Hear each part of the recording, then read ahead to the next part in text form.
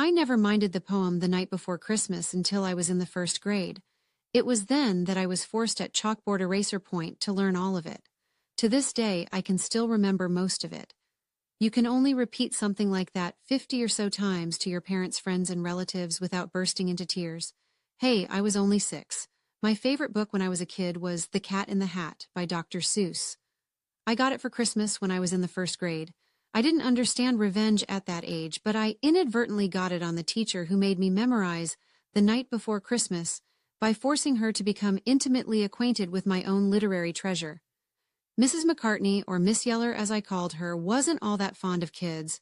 This was a real impediment to her life's calling since she was a first-grade teacher. She had been in the business of torturing the young for 30 or so years when we met. One of us was terrified, and I was a bit nervous myself. She invited us kids to bring in books that we got for Christmas for her to read to us during story 10 minutes. Of course, I brought my literary prize for Mrs. McCartney's inspection. She was delighted and happily read it to us. Since none of my classmates brought in their storybooks, Mrs. McCartney decided that reading The Cat in the Hat again would be all right. The third day, she repeated her performance with less enthusiasm.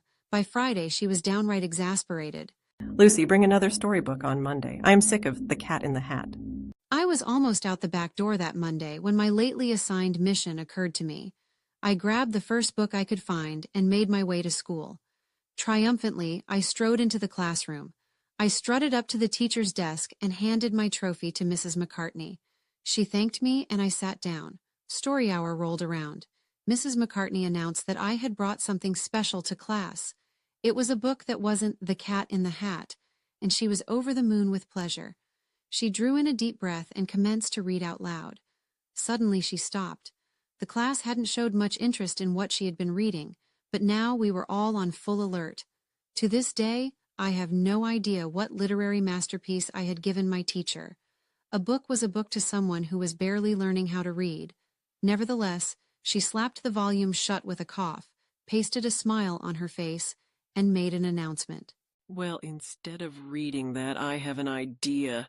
Lucy, do you still have The Cat in the Hat with you?